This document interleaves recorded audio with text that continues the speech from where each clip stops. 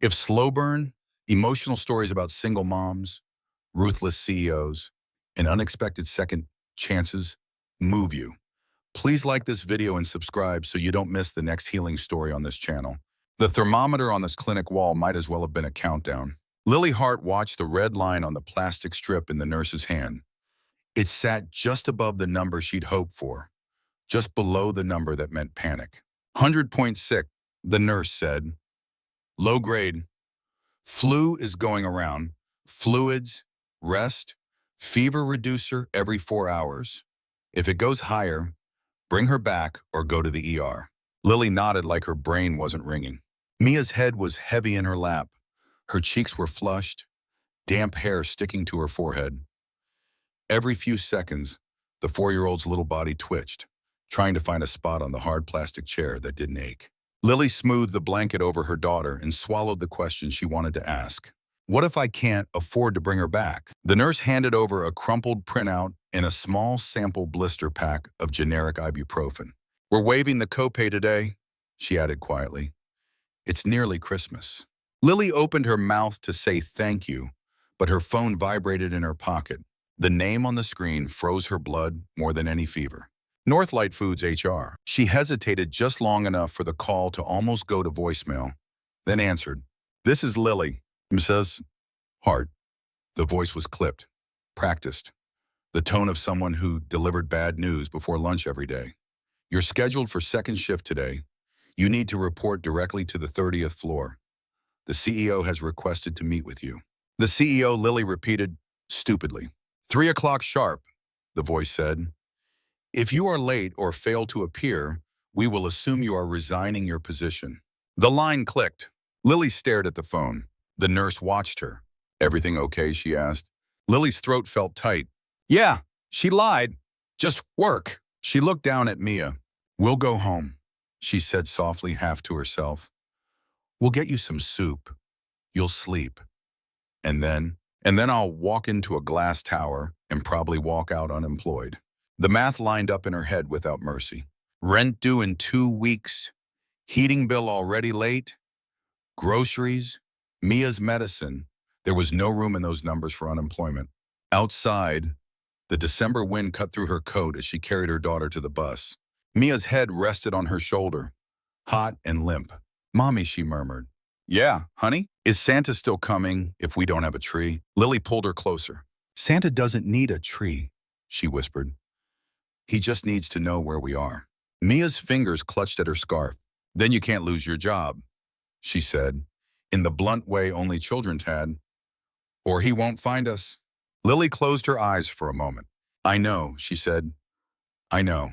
The elevator to the 30th floor smelled like cold metal and someone else's cologne. Lily shifted Mia's weight on her hip. She had never been this high up in the Northlight Tower. Factory workers entered through the side door and stayed on the lower levels, in the maze of stainless steel and conveyor belts. Up here, the walls were glass. The elevator panels were brushed chrome. The people waiting in the lobby checked their watches and their reflections in their phones. Lily caught a glimpse of herself in the mirrored doors. Hair pulled back in a rushed knot, cheap black pants, coat with a missing button, a child in a faded pink jacket with a stuffy nose and a fever glow. The door slid open.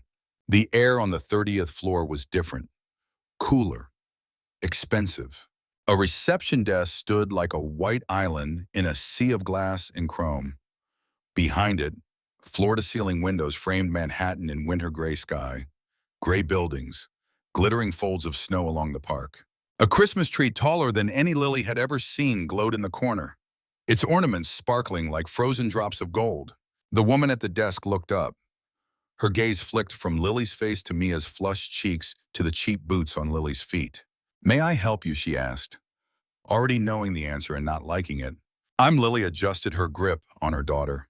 I'm Lily Hart. HR called. I'm supposed to meet Mr. Cole at 3. The receptionist's eyes softened a fraction when she took in Mia's heavy head on Lily's shoulder. You're 5 minutes early, she said. You can sit over there for a moment. She pointed to a small seating area, leather chairs, a low glass table, a stack of business magazines no one actually read. Lily set Mia down on one of the chairs. Stay here. Okay, she murmured. I'm just going to talk to someone for a few minutes. I'll be right there. Mia nodded, her eyelids drooping. The fever made her clingy, but she was too tired to argue. Don't let Santa forget, she whispered. Lily kissed her forehead. He won't, she said. She straightened, wiped her palms on her coat, and walked toward the restrooms near the hallway. In the women's room, the lights were too bright. The marble sink looked like it had never met a water stain. Lily gripped the edge of the counter and stared at herself. 27. 8 years since she dropped out of college with a scholarship letter still pinned to her dorm corkboard. 4 years since she'd shown her parents the ultrasound photo and watched the door close behind her. There had been plans once: food business management, supply chain, a life on floors like this one, in clothes that fit. Now she stood in a borrowed coat, about to face a man whose daily suit cost more than her monthly rent. Her eyes prickled. Not now, she whispered to her reflection. One tear escaped anyway, sliding down through the carefully applied drugstore concealer. She let it, then she pulled in a breath, smoothed her hair, and walked back into the hall. At the other end of the floor, in an office that overlooked the city like a glass-fronted throne, Adrian Cole stood with his hands in his pockets and his jaw clenched. He should have been reviewing the quarterly projections on his tablet. He should have been thinking about the analyst call in an hour. Instead, his eyes were on the email open on his computer, the cursor blinking in the tow field.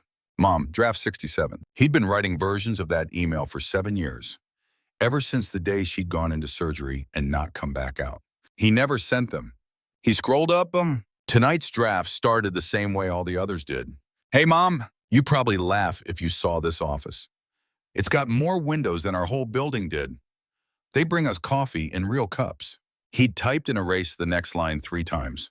They fired 100 people today. They want me to fire a girl from the line. They picked Christmas to do it again. His fingers hovered over the keys. He remembered another Christmas. Brooklyn, age 12 in my phone. The way his mother had come home late, earlier than usual and yet far too late. Still in her blue warehouse jacket, eyes hollow. We're letting people go, she had said, hands shaking as she pulled milk from the fridge. They say it's just before the holidays so they can start fresh in January. Fresh. He'd never forgotten that word. How wrong it sounded on her chapped lips. He'd built his life on the opposite promise: don't let it happen again. Now his HR director wanted him to sign off on terminating a seasonal worker on the second to last week of December. Performance issues, the report had said. Attendance concerns. Single mother. Difficult to schedule. He had read the file, seen the numbers, the missed shifts, the warning notes. He had also seen something else in the margins. Perfect pick speed metrics.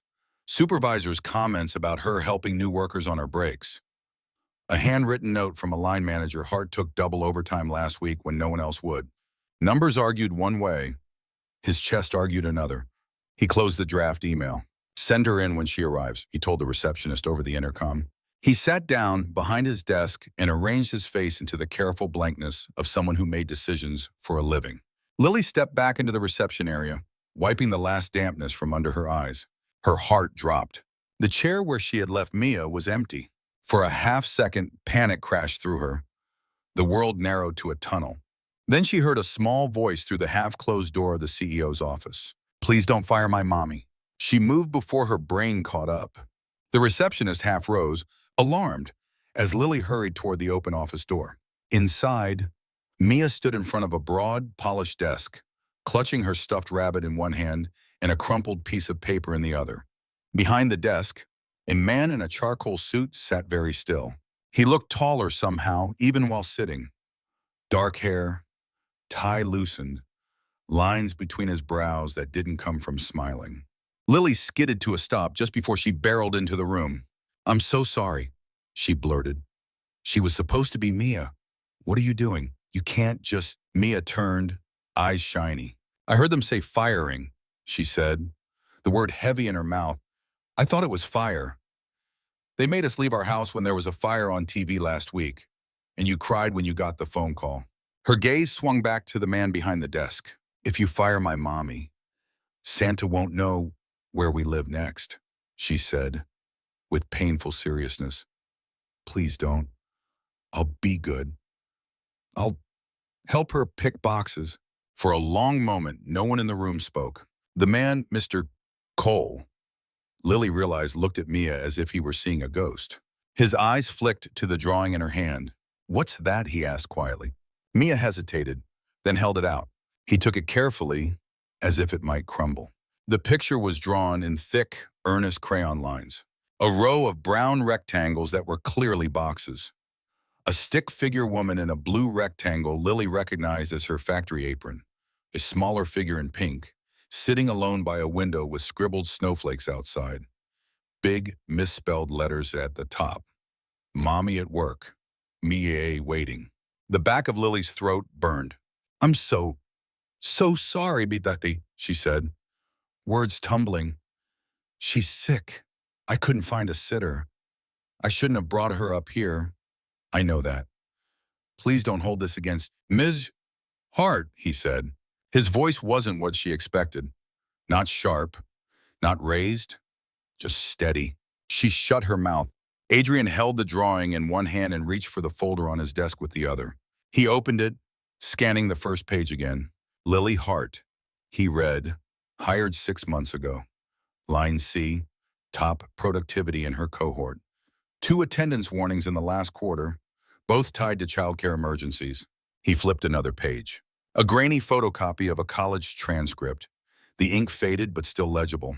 City University of New York. He said, food business management, full scholarship, high GPA, withdrawal after sophomore year. Lily's cheeks burned. I got pregnant, she said. My parents were not supportive. My fiancé left. I couldn't keep up classes and 3 jobs. The scholarship required full-time enrollment. He nodded once. There's also a letter here, he said, from your application back then. He slid the page out, handwritten lines, slightly slanted. Her 20-year-old voice echoed between them. I'm not asking for sympathy, I'm just asking for a real chance. Lily wished she could crawl under the desk and disappear. I wrote that a long time ago, she said. It was stupid. It wasn't, he said. He looked up at her. Something in his face had shifted. The blank CEO mask had slipped, just a little, revealing something raw. I asked you here today to talk about your contract. He went on. HR flagged your file. Seasonal workers are easy to cut. That's a cold sentence, but it's true. Her heart thudded hard. Mia's fingers tightened in her mother's coat. But, he said, boom, and the word hung in the air like a bridge. I am also the one who signs off on where we put talent. And it seems to me we may have put you in the wrong place. Lily blinked. I don't understand, she said. He set the drawing down very carefully on the desk, as if arranging evidence. We're building a new product line, he said. Family-focused. Real food, real constraints. We have a room full of people who can model a buyer persona on a slide. What we don't have is someone who actually knows what it feels like to feed a child on $12 a day. He tapped the transcript. You studied this stuff, he said, before life got in the way. I know what that looks like. He didn't explain how. He didn't have to.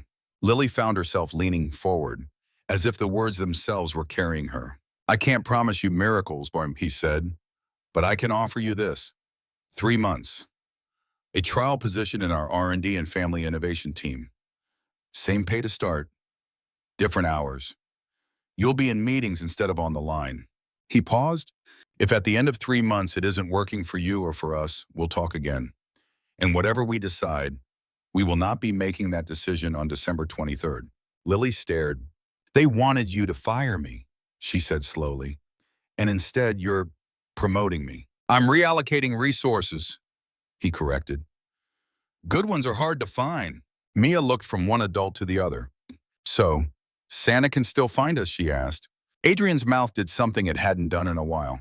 It almost smiled. I think Santa will be just fine, he said. The 10th floor felt like another planet.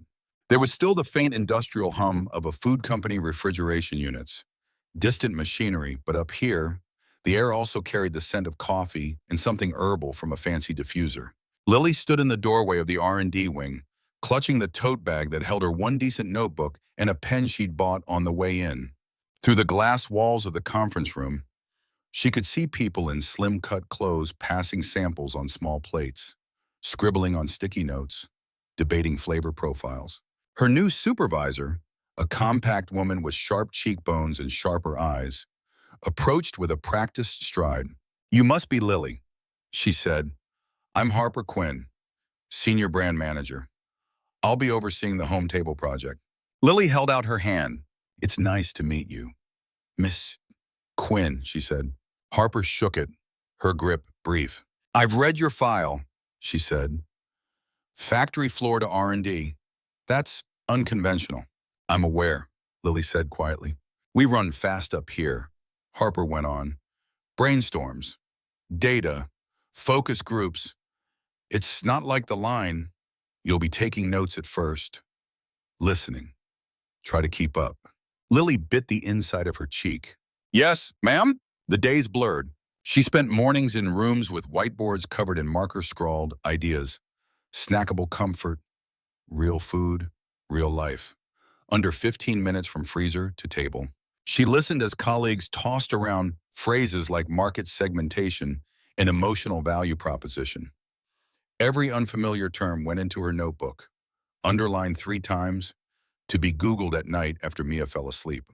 Afternoons, she sat in the test kitchen and watched food scientists tweak recipes: more salt, less sugar, swap peas for broccoli because kids hated the latter.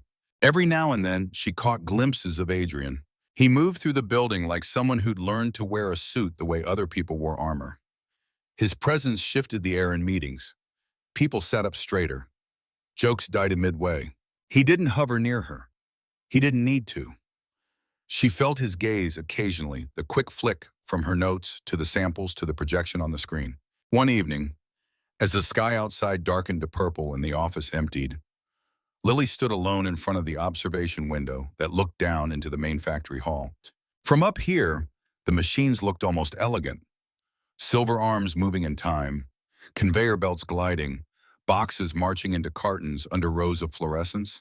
Beside her, his reflection appeared in the glass. "First time seeing it from this angle," Adrian asked. She didn't jump. She'd heard the soft click of the door behind her. "It's different," she said, bowing. "Down there, all you see is the part you're touching. One belt, one bin. Up here, it's like watching a song."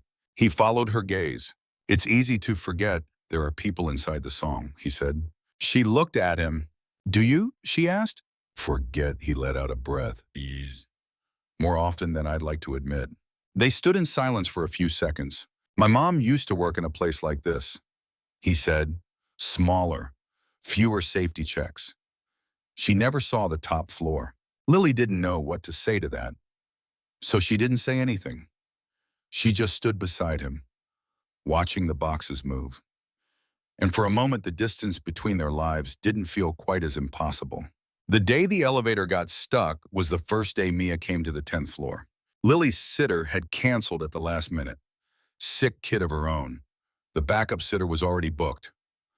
The friend from church had an extra shift. The old panic had flickered at the edges of Lily's vision. She'd brought Mia once before, to the 30th floor. It hadn't gone according to plan, but she couldn't lose this chance now. "Okay," she told her daughter that morning. "You're coming to work with me. Quiet as a mouse. You can color at an empty desk. No running. No wandering. Deal." Mia had nodded solemnly. "I can help taste," she said. "We'll see," Lily replied. In the elevator, Mia pressed her nose against the glass. "Everything was interesting when you were 4. She counted floors out loud, softly. 27, 28, 29. The elevator jerked between floors. The lights flickered. "Mom," Mia whispered, eyes wide. "It's okay," Lily said, putting a hand on the wall to steady herself. "Elevators do this sometimes." The car shuddered again and then stopped. The hum of machinery died. The digital display blinked and went blank. Lily's stomach tightened. She pressed the emergency call button. A calm, automated voice assured her that help was on the way. Mia clutched her rabbit. From the other corner of the car, a deep voice said, "Well, this is on brand." Lily turned. Adrian stood there, tie loosened, tablet in hand.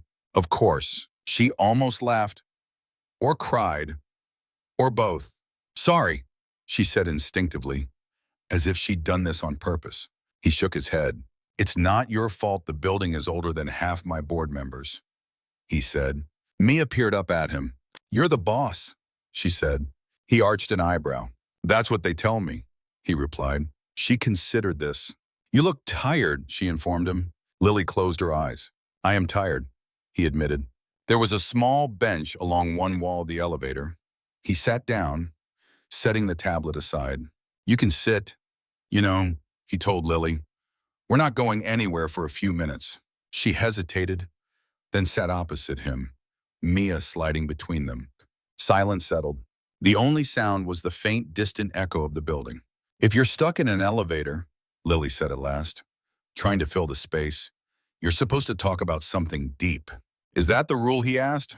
"That's what movies say." He leaned his head back against the wall. "What do movies say we're supposed to talk about?" he asked. "Childhood trauma." "Probably," she said, before she could stop herself. Mia hummed, half listening while she drew imaginary lines on the floor with her shoe. "I grew up over a laundromat," Lily added. "Because why not? Steam and fabric softener and never enough quarters." He chuckled softly. "Over a bodega," he said. "My mother worked nights in a freezer 3 blocks away.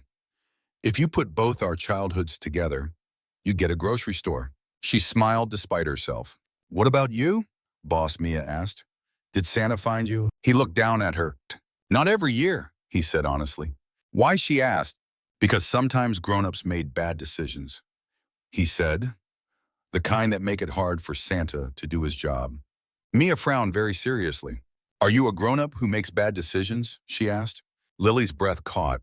Adrian's mouth twitched. "Sometimes," he said, "but I'm trying to make better ones." The intercom crackled. "Elevator 3, this is maintenance," a voice said. "We see you, Wickham. We're going to get you moving. Just sit tight." "See," he murmured. "Sometimes the grown-ups fix things too." He glanced at Lily. She caught his eye just long enough to see it, the flicker of something like apology or confession, and then the car jolted back to life. By the time the doors opened, the moment had gone, but it left a trace behind. Home table meals took shape one small decision at a time. Lily sat through tasting sessions and focus groups. She watched mothers in cheap coats and fathers with grease under their nails talk about how it felt to microwave dinner after a 12-hour shift. "It's not just about full," one woman said. "It's about not feeling like I failed my kid because I don't have time to cook from scratch." Those words went straight into Lily's DNA. At night, she tested recipes in her own cramped kitchen, adjusting seasoning until Mia licked the spoon and declared, "This tastes like hugs." Lily took that line to the next branding meeting. Harper rolled her eyes. "We're not selling feelings in a Hallmark movie," she said. "We're selling convenience and price. Convenience and price don't keep you loyal when money's tight," Lily replied quietly. "Feeling seen does." Adrian didn't interfere in every meeting, but when he did, his voice had weight. "Give it a test," he said. "Run 2 campaigns, one with numbers, one with hugs." Harper's jaw tightened, but she nodded. Maya became a small, bright presence in the office when Lily couldn't find someone to watch her. She sat quietly at a corner desk with crayons and coloring books. Every now and then, she would pad over and stick a new drawing to the whiteboard in the test kitchen. Little boxes with smiling faces. Tables with too many chairs and a big pot in the center. A stick figure in a suit with spiky hair. "That's the boss," she whispered to Lily. Someone wrote MIA's board in the corner. No one removed any of her drawings. One late night, after everyone else had gone, Lily stood by the production window again. This time, the line below wasn't packaging old products. For the first time, prototype boxes of home table meals moved along the belt. Steam rose as trays slid into the blast freezer tunnel, vanishing into cold. On the other side of the glass, her future moved past in cardboard and ink. She didn't notice Adrian beside her until he spoke. How does it feel? He asked. She exhaled slowly. Terrifying, she said. And right, like this is what I was supposed to be doing before everything went sideways. He followed the path of a box with his eyes. My mother used to say the same about her job. He said, she loved it, the rhythm, the people. She liked knowing that whatever she packed was feeding someone. What happened? Lily asked, already half knowing. They decided seasonal demand didn't justify keeping her on, he said. 3 days before Christmas, they told her it wasn't personal. Lily's chest ached. How do you stand in a room with a board full of people like that and not become them, he finished. She nodded. I don't always succeed, he said, but I remember. He tapped the glass with a knuckle. Every time something like this comes off the line, I remember who used to stand where you did, he said, and I try not to forget who it's for. They stood there together, watching their different ghosts move through the machinery. The article dropped 3 weeks before Christmas. Lily saw it first on her phone in the back of the bus, on the way into work. A coworker had texted her a link with a single word. Sorry, the headline screamed in red. New home table frozen meal sends child to error. Northlight cuts corners on family's favorite night. Below it, a blurry photo of a little boy in a hospital bed, an IV taped to his hand. Beside him, on a side table, a perfectly positioned box of home table meals. Lily felt the color drain from her face. She read the article twice, her eyes skipping back and forth. A mother speaking under condition of anonymity described feeding her son one of the new meals as part of a supermarket demo. Hours later, vomiting. A frantic drive to the ER. Doctors blaming foodborne contamination. The piece was written with practiced outrage. Each sentence a little blade aimed at Northlight's reputation. At the bottom, a line that made her stomach drop further. Sources inside the company claimed the home table line was rushed into testing by executives pushing for a feel-good Christmas launch, over the objections of internal safety experts. By the time she reached the building, the atmosphere inside crackled. People talked in low tones in hallways. The big screens in the common area cycled through cable news shots. A commentator's face filled the frame as he spoke words she couldn't hear. In the meeting room on 10, Harper's jaw was set like stone. The hashtag is already trending, she snapped, slapping a printout down. On a unsafe home table. Moms are sharing the story all over. Our PR agency is drafting a response, but we need to decide our internal position now. Lily sat near the end of the table, a legal pad in front of her, pen stiff in her fingers. Adrian walked in mid-sentence. He looked like he'd been up all night. Walk me through it, he said. Harper launched into a summary. Anonymous blog. Viral, single source. But the optics are horrific. A child, a hospital bed, our box right there. We haven't even done full rollout. Someone from QA protested. We're still in controlled testing. Our logs show no contamination. Public doesn't care about logs, Harper shot back. They care about images. Her gaze slid to Lily. And about stories, she added, like the one we've been quietly feeding to select outlets about our plucky single mom from the factory floor, helping design these meals. Lily's spine stiffened. We haven't gone public with that, Adrian said sharply. Not yet, Harper conceded. But the story is out there enough in certain circles. If this scandal sticks, she becomes the perfect scapegoat. The word hung in the air. Scapegoat. Adrian's jaw clenched. He turned to Lily. Walk me through the process again, he said. Every step you were responsible for. She swallowed. We followed every safety protocol, she said. We tested in-house. The pilot batches went to a controlled group. No one reported illness. I never signed off on anything that wasn't double-checked by QA. I'm not asking what you did, he said, a little too quickly. I'm asking if there is any chance something was missed. The room went very quiet. It felt suddenly like the elevator again. Only now there was no emergency voice saying help was on the way. Lily looked at him. For a second, she saw not the CEO, not the man who had given her a chance, but the shadow of every supervisor who had ever asked if maybe she had been careless because she was tired, because she had a kid, because people like her were easier to blame. Is there any chance, she said slowly, that you're not really asking a question, Mr. Cole, or that you already decided what will be convenient to believe? The words hung between them, sharp and thin. He flinched, just barely. Lily, he began. She pushed her chair back. I need to check on something, she said. She walked out before her voice could break. Outside the conference room, the hallway seemed to tilt. Her phone buzzed. An email from HR. Effective immediately. You are placed on paid administrative leave while we investigate recent safety concerns. Please do not enter company premises until further notice. She stared at the words until they blurred. Administratively leave. Another way of saying you are suspended. You may never come back. She slid down the wall until she was sitting on the carpet, her head in her hands. The thought came bitterly familiar. Of course, I got too far. This is where they cut the rope. Then another thought, quieter but louder. No, not this time. The copier at the public library on the corner jammed 3 times before it finally spat out the full stack of papers. Lily fed coins into the machine with shaking hands. The survey she'd designed was simple.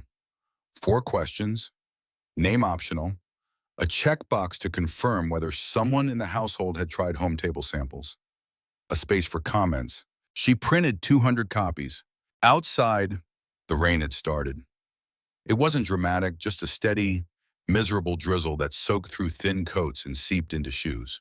Lily pulled up the hood of her bright pink raincoat, the only one she owned, and tucked the stack of surveys into a plastic grocery bag. She made her way to the neighborhood where she'd grown up. Small apartment buildings, laundromats, discount stores. The kind of place you lived in when real estate agents used words like up and coming and meant still cheap. She started at the first building and pressed the buzzer. Yeah, a voice crackled. Hi, she said. My name is Lily. I'm working on a new line of frozen meals. If you tried them at the supermarket demo this month, I'd love to ask you a few questions. No sales, just feedback. It might help stop something unfair from happening. There was a pause.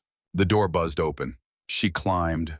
She knocked. She smiled until her face hurt. She listened. Some doors stayed closed. At others, parents blinked in surprise and then recognition. Yeah, we tried those, a young dad said, shifting a baby on his hip. The mac and cheese with hidden veggies. It was actually decent. Anyone sick afterwards, she asked. No, he said. Kids slept like rocks, which was a miracle. A tired-looking mom in a hallway that smelled like boiled cabbage shrugged. My son ate too. She said, I bought more with the coupon. If there was something wrong, I'd be screaming at the store, not you. An older woman with a floral scarf took the survey sheet, studied it, and said, I like that it doesn't taste like salt and sadness. Lily wrote that down too. Hours passed. The stack of surveys thinned. Her hands went numb holding the pen. The rain seeped under her collar, down her spine. But each checked box, each comment, was an anchor against the storm of accusation gathering online. She was standing on a corner, trying to shield her clipboard from the rain under a flickering street lamp, when a car pulled up to the curb. The window rolled down. You're supposed to be at home, Adrian said. She blinked water from her lashes. You're supposed to be in a boardroom, she replied. He stepped out of the car, shutting the door against the rain. He wore a dark coat, the kind that belonged in doorman lobbies. Not on these streets. The umbrella in his hand snapped open with a practiced flick. He walked over and held it above her, not himself. HR told me you'd been placed on leave, he said. They assumed you'd go home and wait. I don't have the luxury of waiting, she said. If this lie stays up, I come back to nothing. I thought you, of all people, would understand that. He winced. I deserve that, he said. She almost told him about the elevator. The way he'd looked at Mia. The way he'd said he was trying to make better decisions. Instead, she lifted the clipboard. I've talked to 50 families, she said. No one's kid wound up in the ER. Some of them loved the meals. Some thought they need more seasoning. None of them matched the story in that article. He took the top questionnaire, scanning it. Tastes like real food, not punishment, he read. Would buy again if coupon. He looked up. Do you know how this looks from the outside, he asked. A CEO and a suspended employee standing on a corner in the rain, asking strangers if they threw up. Lily's laugh was more like a cough. You could go back to your tower, she said. I won't stop you. He tilted the umbrella a little more over her shoulder. If you're out here, he said, then your CEO has no right to be inside waiting for someone else to fix what he helped break. He glanced around. Give me a stack, he said. She stared. What? Surveys, he said. Unless you think I'll mess up your data. Her fingers shook as she tore off 20 sheets and handed them over. They split up, half a block apart, knocking on doors, getting rained on, filling in boxes. At one small brick house with peeling paint, a couple in their 20s peered out. You're from Northlight, the woman asked. Yes, Adrian said. We're trying to understand what's really happening. She gestured him inside. On their kitchen table sat an open laptop, the offending article on the screen. You see this? The man asked, jabbing at the photo. Then, that box. We got a demo box last week. The design was different. The colors, the font. My wife does graphic design. She noticed right away. The woman nodded. Look here, she said, opening another tab with Northlight's official promo image, logo spacing, ingredients panel. The one in the article is an older mock-up, not the current packaging. Adrian's brain hummed. You're sure, he asked. Positive, she said. They either used an old render or they photoshopped it. He thanked them, heart pounding with a new kind of adrenaline. Outside, he found Lily under the same street lamp, her hair plastered to her forehead. There's a problem with the photo, he said. Our problem. Their problem. Everyone's problem. But it might be our way in. She looked at him, hope and caution warring in her eyes. You believe me, she said. I should have believed you from the start, he replied. But I'm here now, and I intend to make this right. The next 48 hours were a blur of light and screens. Adrian convened a small team he trusted in the IT department. Trace the upload, he ordered. Find where that image came from. Cross-check every pixel with our internal files. They found the source faster than he expected. The supposed anonymous concerned parent account had been created 2 days before the article. The IP trace routed through a PR agency server, the same PR agency Harper had insisted on hiring 3 months earlier. When they dug deeper, they found emails. Phrases like manufactured outrage, controllable crisis, and positioning Northlight as the humble, apologetic hero. They also found a billing record from a competitor paid to the same agency for Q4 viral campaign, family segment. Adrian stared at the screen, anger cold and clean in his veins. He thought of his mother, summoned into an office by men who had decided she was a cost to be cut. He thought of Lily reading an HR email in a hallway that suddenly narrowed. He thought of himself, earlier this week, asking the wrong question in a room full of people who knew better and said nothing. He knew what his board would want. Damage control, quiet settlements, a carefully worded non-apology. He called a press conference instead. The cameras were already set up in the Northlight lobby when Lily slipped into the back, hood up, hoping no one would care enough to throw her out. The room was packed. Reporters, employees, curious passers-by who had seen the notice on social media.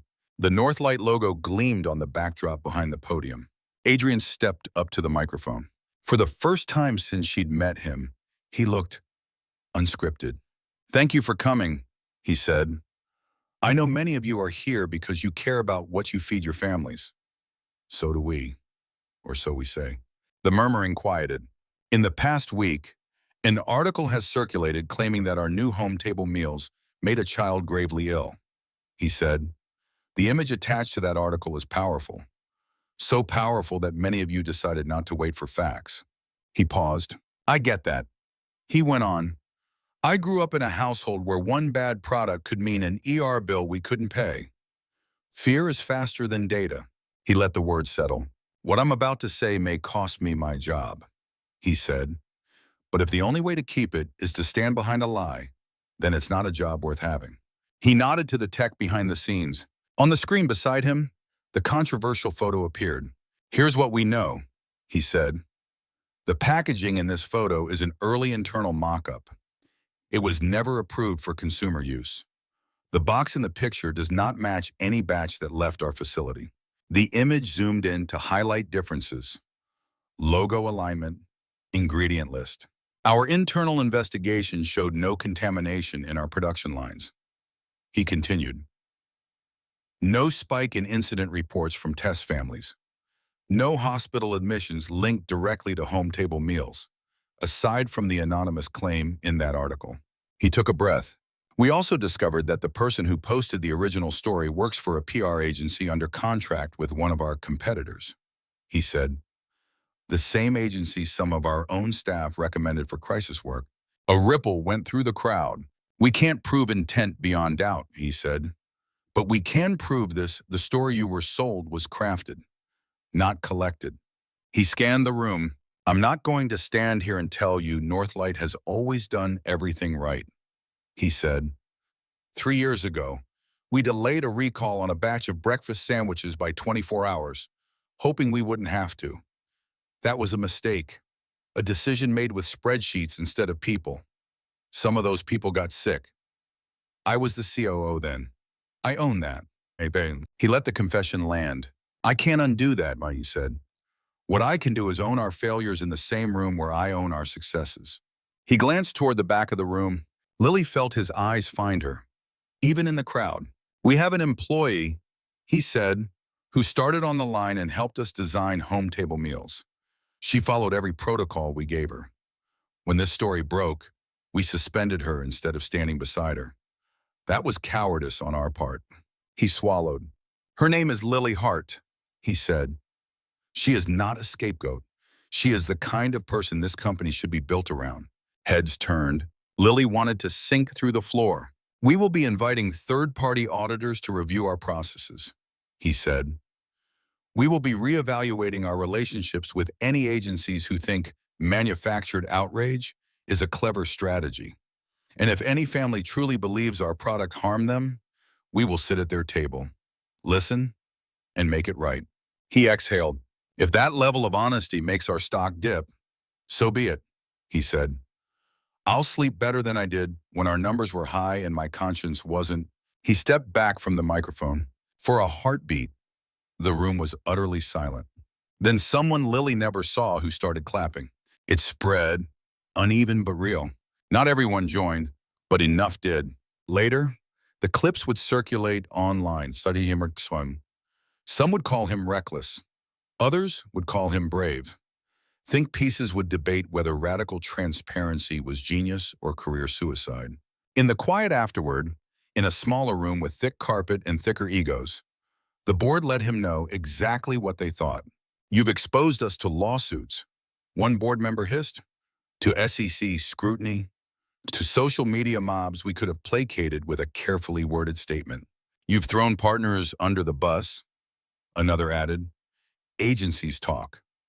We might never get a top-tier firm to work with us again. Adrian sat at the end of the long table, the only one not in a leather-backed chair. If a top-tier firm thinks faking a sick child is a reasonable strategy, he said, then we shouldn't be working with them. You admitted fault publicly, the chairwoman said. Do you have any idea how hard it is to claw back control of the narrative after that? Yes, he said. That's why I did it myself instead of letting someone else leak it in pieces over months. She narrowed her eyes. Your future here is not guaranteed, she said. He met their gazes one by one. I know, he said, which is why we should talk about what happens next. They looked at him as if he'd grown another head. He leaned forward.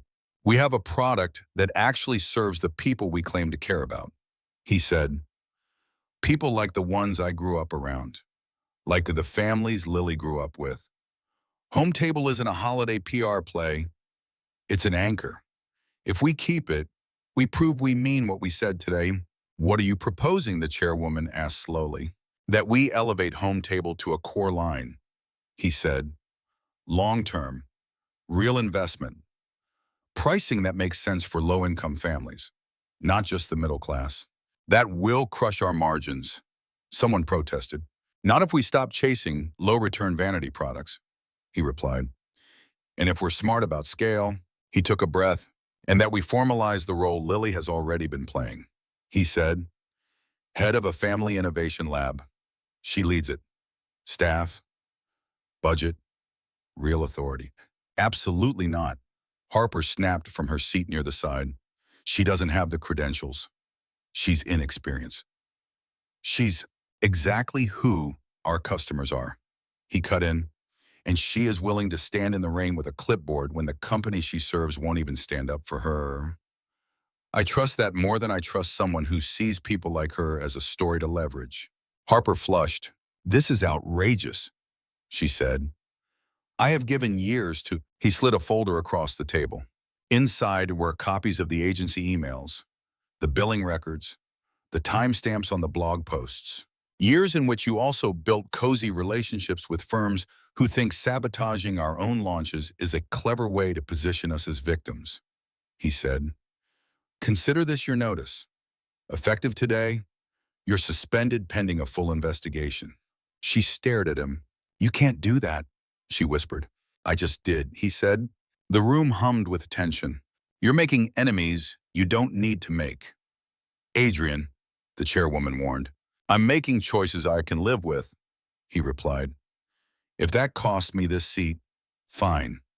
But if you plan to take it, be clear on what you're inheriting. A company whose employees now know that telling the truth is more important than protecting me. A voice spoke up from the far end of the table. We're not going to take it, the man said. Not yet. He was older than most of them, his suit more understated. He represented a fund that owned a large block of Northlight shares. Usually, he listened more than he talked. Our fund has been pushing for long-term thinking in this sector for years, he said now. Families remember who stands by them. Transparency is not always rewarded immediately, but it builds resilience. We support the CEO's decision, including the creation of this family innovation lab. The chairwoman's lips thinned. With all due respect, she began. Without respect, he interrupted mildly. You may still overrule him, but you will do so knowing you're alienating your largest long-term investor. Silence. The air shifted. The fight wasn't over. It might never be. But a line had been drawn. That night, the lab was nearly empty. The big tables were littered with samples and mock-ups. The whiteboards were smudged with half-erased notes. Lily sat on the floor between two fridges, her back against a cabinet, a steaming paper bowl of instant noodles in her lap. Her hair was still damp from the rain. Her hands were still stained with ink. She heard footsteps before she saw him. Adrian appeared in the doorway, his tie gone, shirt sleeves rolled up. I brought the fancy upgrade, he said, holding up a packet of seasoning. Actual vegetables. Don't tell the board. She snorted. I thought you'd be in some crisis debrief, she said. I told them I had somewhere more important to be, he replied. He sank down beside her, leaving enough space that their shoulders didn't quite touch. For a while, they ate in silence. The hum of the fridges filled the room. On the counter above them, a sheet of stickers lay half-finished. In Mia's careful block letters, they read MIA's choice, meant to be placed on any sample the child had tasted and loved. Lily reached up and peeled one off. She stuck it to the outside of her noodle bowl. He watched. Does it pass? He asked. It's salty and cheap, she said. Perfect. He laughed, low and startled. I'm sorry, he said after a moment, for asking you the wrong question in that room. She twirled noodles around her fork. You asked the question everyone else was already thinking, she said. You were just the only one who said it out loud. That doesn't excuse it, he said. No, she said, but coming to find me in the rain helps. He looked at her. I've been trying for years not to be the men who fired my mother, he said. Today, for a few minutes, Then I remembered who I wanted to be instead. She nodded. Who's that? She asked softly. Someone my mother would have respected, he said. Someone your daughter doesn't have to fear. She glanced at the sticker. Mia already likes you, she said. That's not a recommendation she gives out easily. He smiled, just a little. Good to know, he said. They finished their noodles. At some point, his shoulder brushed hers. Neither of them moved away. A year later, the snow in Manhattan fell softer. Inside the Northlight Tower, the lights on the upper floors were not just white and corporate. They were strung with paper snowflakes and hand-drawn stars, hung by smaller hands. The sign at the entrance to the 32nd floor read, Northlight Family Open House, welcome home. Employees had brought their children, their partners, their parents. They were toured of the test kitchen. Taste tables with bite-sized samples of home table meals in new flavors. Face painting, a photo booth with silly hats. Lily stood near a display of the product lines she had helped build. Her badge now read, Lily Hart Director, Family Innovation Lab. The word director still made her a little dizzy when she looked at it too long. Her dress was simple, dark blue. Her boots were finely new, but still practical. Her hair was pulled back, a few strands escaping near her temples. Mom, a voice squealed. Mia barreled into her side, almost knocking the clipboard from her hands. Easy, Lily laughed, steadying her. How's the tasting going, Chief? Mia puffed out her chest. The small laminated badge around her neck read, MIA Heart Chief Taster. I gave the new chicken 3 stars, she said. It needs more carrots and less green things. We'll take it under advisement, Adrian said, walking up. He wore no tie today. His shirt sleeves were rolled, his posture relaxed. There was a smear of something orange near his cuff. Is that cheese sauce? Lily asked. An occupational hazard, he said. Apparently, being CEO now includes letting 3 toddlers feed you with plastic forks. He handed Lily a small envelope. Before I forget, he said, Merry Christmas. She opened it. Inside was a printed email. She scanned the text. Hey, Mom, it's Christmas again. You wouldn't believe the view from my office. You also wouldn't believe what we're doing with frozen peas. Remember the year they told you they were starting fresh in January without you? Today we promoted a woman who looks a lot like you did back then. She has a daughter who keeps us honest. We messed up. We admitted it. And we're still here. I think you'd be proud. Love, your son, who finally figured out how to send this. Lily's vision blurred. You sent it, she said. I did, he replied. Felt overdue. She folded the paper carefully and slipped it back into the envelope. Thank you, she said. Mia tugged on Adrian's sleeve. Hey, boss, she said. Can I ask you a question? He squatted so he wasn't towering over her. Always? He said. She looked between him and Lily. Her brows knit. Do we have a family now? She asked. Like a real one, with dinners and arguing about bedtime and stuff. Lily's heart squeezed. She didn't answer for her daughter. She watched Adrian instead. He took his time. He looked at the two of them, at the bustling floor around them, filled with people who had been strangers a year ago and now shared more than just an employee ID. His gaze softened. We always had the pieces. Kiddo, he said. We just had to build it from scratch. Mia considered this. Like a meal, she decided. You need all the things or it's not right. Exactly, he said. He stood, offering a hand to each of them. They took it. Together, they walked toward the floor-to-ceiling windows. Outside, the city glittered. Snow drifted lazily down, catching the light from the buildings. Mia pressed her palm to the glass, leaving a small smudge. Santa can see us from up here, she said. Lily glanced at Adrian. He was watching Mia with an expression she recognized now, not just responsibility, but something gentler. Something like home. Yeah, he said quietly. I think he can.